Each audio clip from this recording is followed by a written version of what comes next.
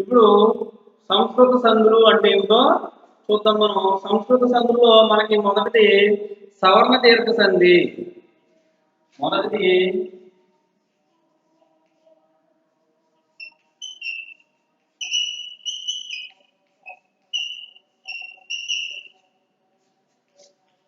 సవర్ణ దీర్ఘ సంధి.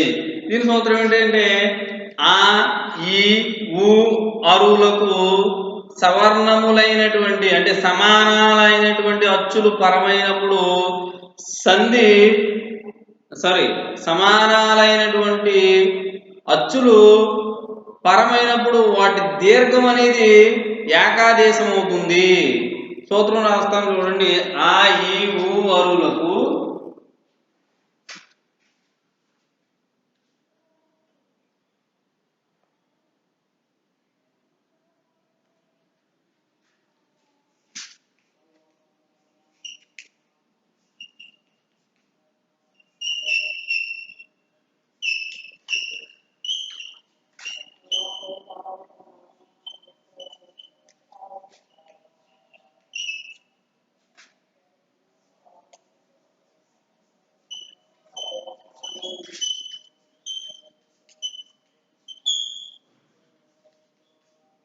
పరమైనప్పుడు వాటిని దీర్ఘాలు ఏకాదేశం అవుతాయి.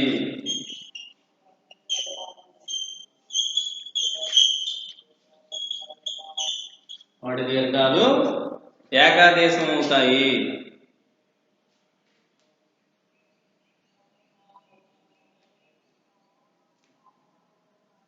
ఉదాహరణకి రామ ప్లస్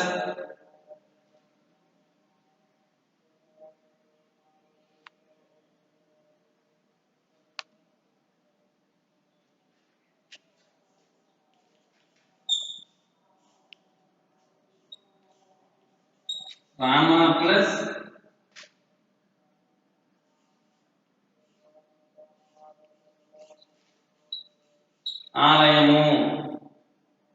చూడండి, ఆ ఈ ఊ అరువులకు సవర్ణాలైనటువంటి అచ్చులు పరమైనప్పుడు వాటి దీర్ఘాలు ఏమవుతాయి అన్నాడు? ఏకాదేశం అవుతాయి. వాటి దీర్ఘాలు అనేవి ఏకాదేశం అవుతాయి. సమానాలైనటువంటి అచ్చులు.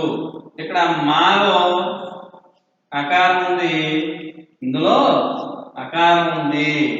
కాబట్టి వీటి దీర్ఘ పూర్వపదంలో ఉన్నటువంటి చివరి అక్షరము అకారం ఉంది, పరపదంలో ఉన్నటువంటి మొదటి అక్షరంలో అకారం ఉంది.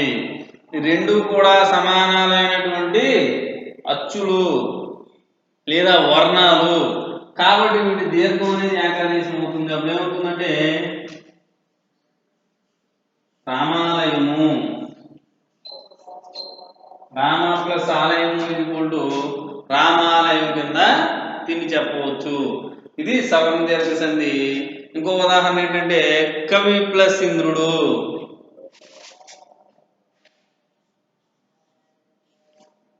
కవి ప్లస్ ఇంద్రుడు ఏమవుతుంది? ఇందులో ఈ ఉంది, ఇందులోను ఈ ఉంది. అప్పుడు కవీంద్రుడు. ఈ విధంగా సవర్ణ దీర్ఘ సంధి అనేది జరుగుతుంది. తర్వాతది గుణసంధి. అకారానికి ఈ ఊ అరులు పరమైనప్పుడు వాటికి పరమైనప్పుడు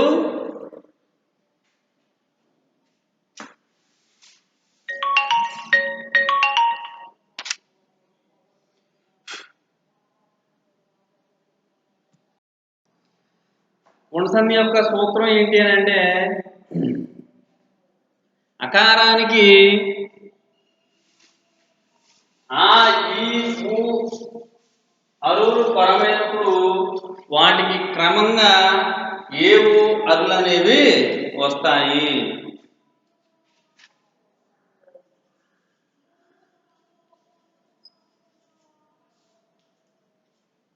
దీని యొక్క సూత్రం అకారానికి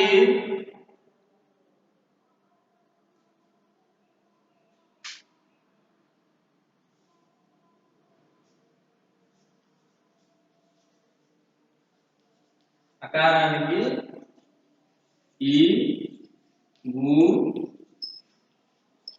అరులు, అకారానికి ఈ ఊ అరులు పరమైనప్పుడు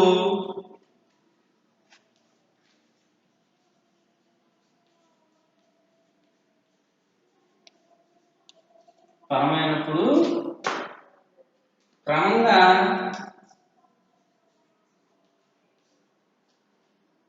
ఏ ఓ అర్ ఏ ఓ అర్లు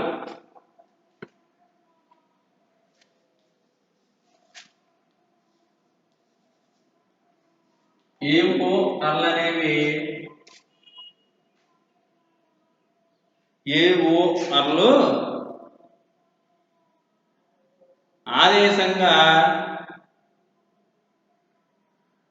ఆదేశంగా వచ్చును.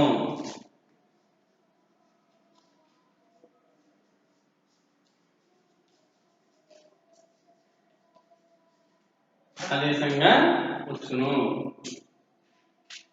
ఉదాహరణకి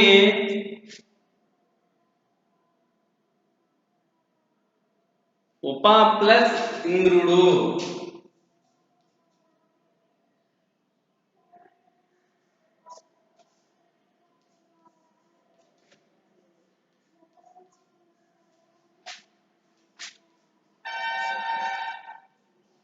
ఉప ప్లస్ ఇంద్రుడు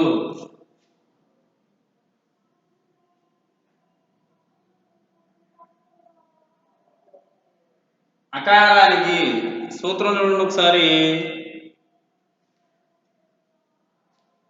అకారానికి ఈ ఊ అరువులు పరమైనప్పుడు క్రమంగా వాటికి ఏ ఓ అర్లు అనేవి ఆదేశంగా వస్తాయి.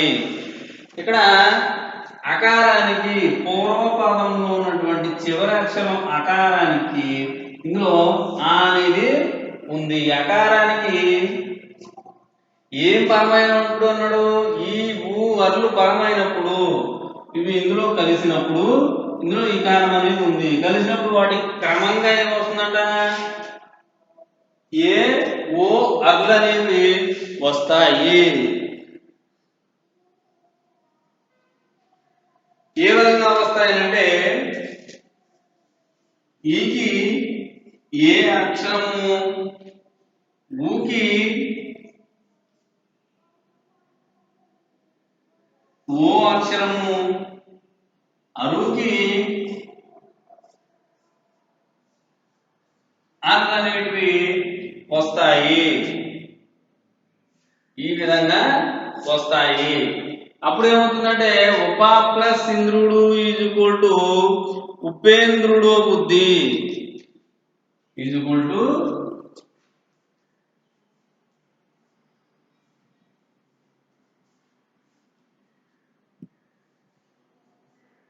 ఉపేంద్రుడు. తర్వాతది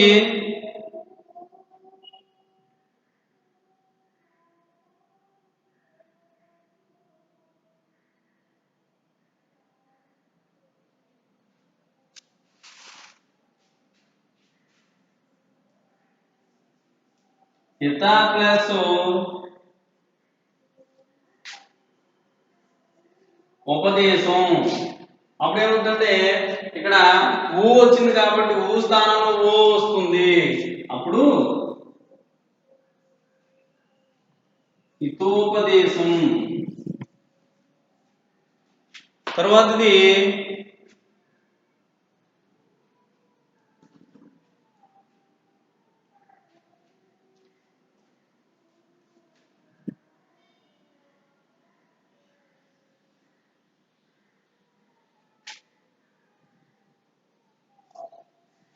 సప్తా ప్లస్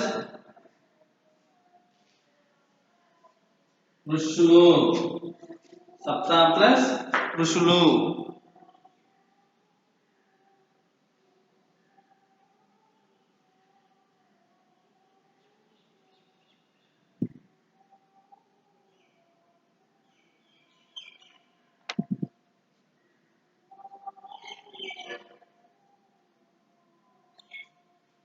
సప్తా ప్లస్ ఋషులు ఏమవుతుందంటే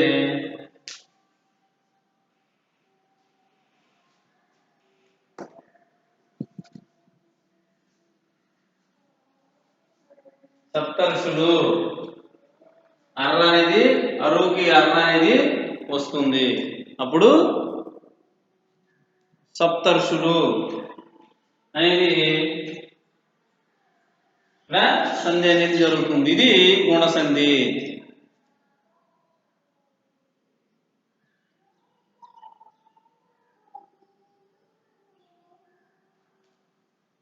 తర్వాతది యణాదేశ సంధి.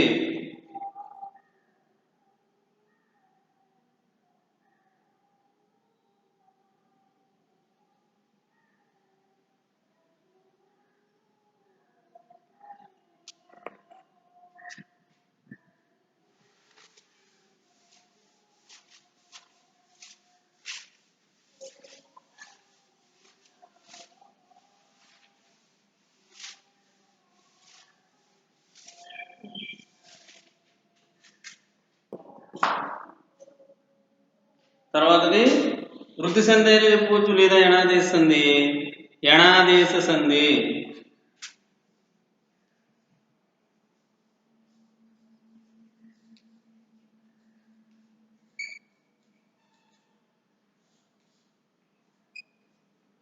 యణాదేశ సంధి.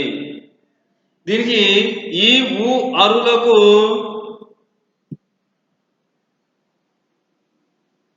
ఈ ఊవరులకు అసమవర్గములు పరమైనప్పుడు క్రమంగా యా వారాలు ఆదేశంగా వచ్చును. ఈ అనాదేశానికి ఈ ఊ అరులకు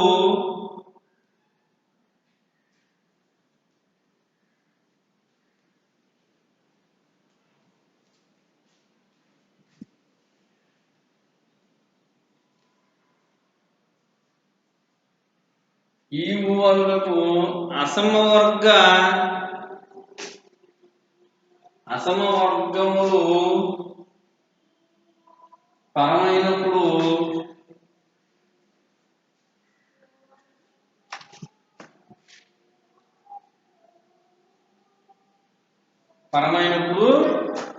ఏమవుతుందంటే వాటికి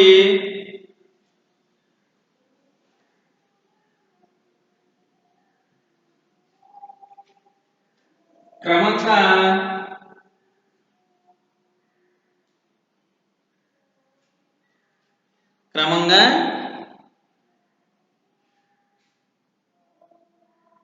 యారాలు అనేవి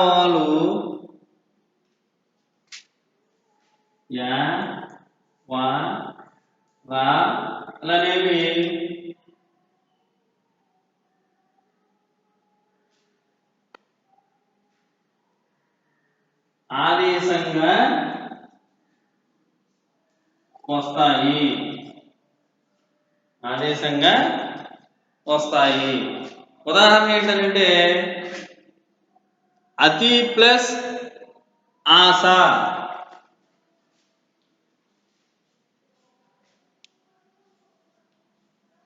అతి ప్లస్ ఆశ. చూడండి, ఇక్కడ ఈ ఊ అరువులకు అసమవర్గములు పరమైనప్పుడు క్రమంగా యా వారాలు అనేవి ఆదేశంగా వస్తాయి. యావారాలు ఆదేశంగా వస్తాయి.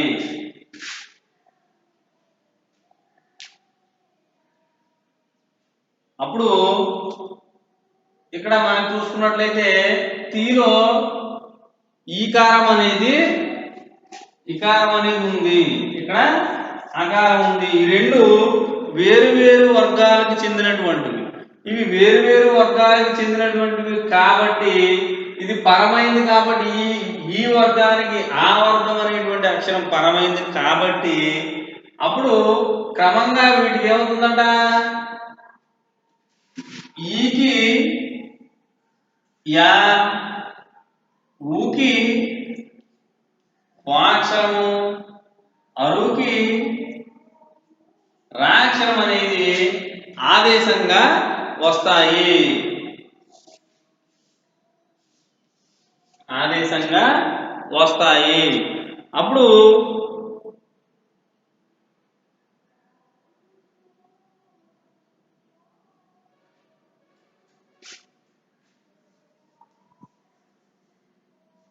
అత్యాస ఈ స్థానంలో యా అనేది వచ్చింది కాబట్టి అత్యాస ఆదేశము అంటే శత్రువుని వలె. ఇక్కడ ఈ అక్షరాన్ని లోపించి దీర్ఘ అక్షరం అనేది వస్తుంది. మరొక ఉదాహరణ చూసుకుందాం.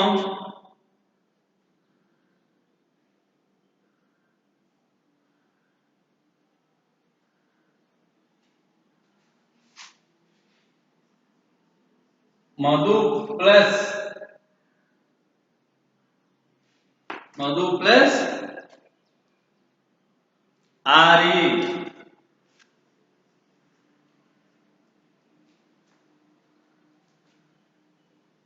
అప్పుడు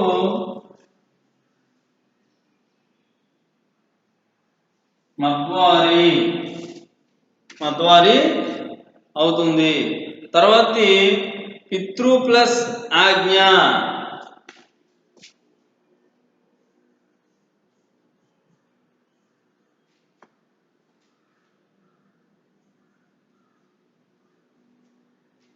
పితృ ప్లస్ ఆజ్ఞ ఈక్వల్ టు పిత్రాజ్ఞ.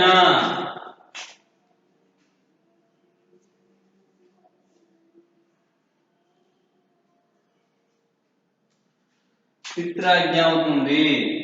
ఇక్కడ చూడండి, 3 ఉదాహరణలో కూడా ఈ అక్షరానికి యా వచ్చింది, ఊ అక్షరానికి వా వచ్చింది, అరు అక్షరానికి రా అక్షరం వచ్చింది.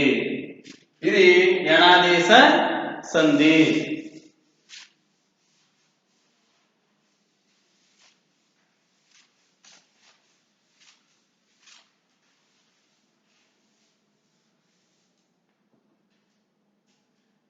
తర్వాతది వృద్ధి సంధి.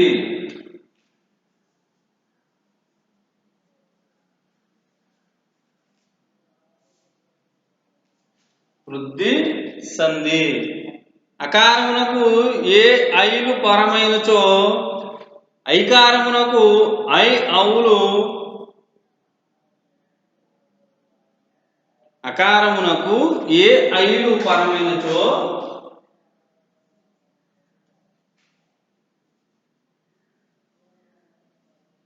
అకారానికి ఏం పరమ అన్నాడు? ఏ ఐలు.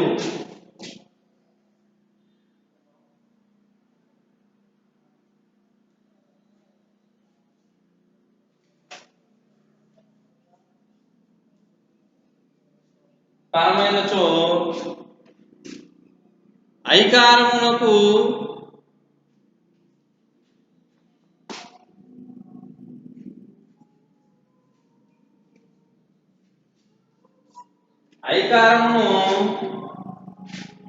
ఐకారమును ఓ అవులు పరమైనచో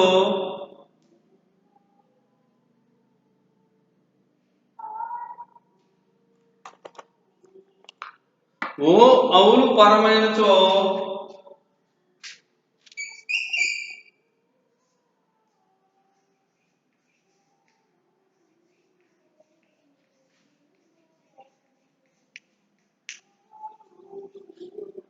పరమైనచో ఔకారము ఆదేశమగును.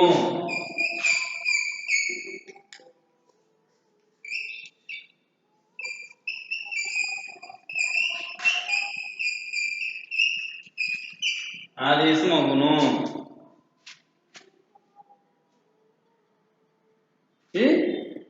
ఈ విధంగా సంధి సూత్రం ఉంటది. ఉదాహరణ ఏంటంటే మనకి ఏక ప్లస్ ఏక,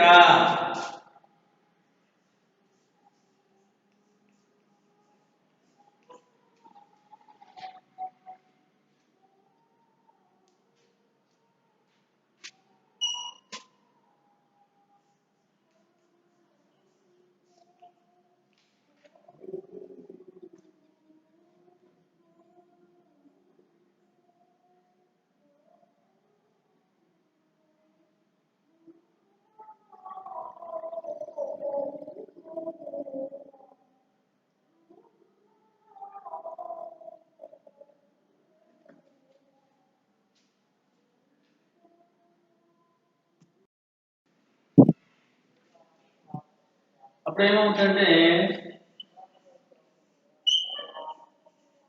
ఏకైక. ఎందుకంటే అకారమునకు ఏ కానీ ఐ కానీ పరమైనప్పుడు పూర్వపదం ఉన్నటువంటి చివరాక్షరం అకారానికి ఏ కానీ ఐ కానీ పరమైనప్పుడు ఐకారం అనేది వస్తుందంట. అలాగే ఓ కానీ ఔ కానీ పరమైనప్పుడు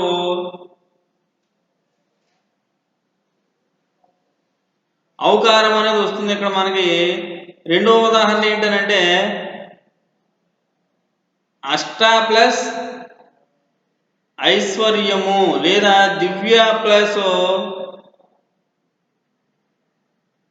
ఔషధము.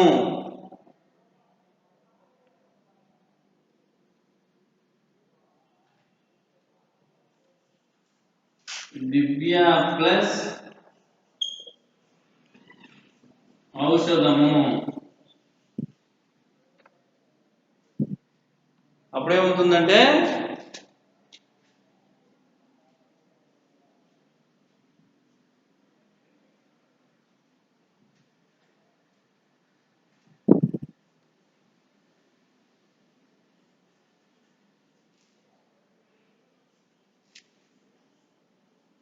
దివ్యౌషధము.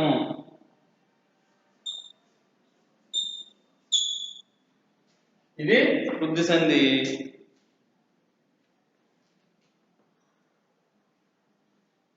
మిగిలినవి తర్వాత క్లాస్లో వివరించుకుందాం. రేపటి క్లాసులో మనం సమాసాలను గురించి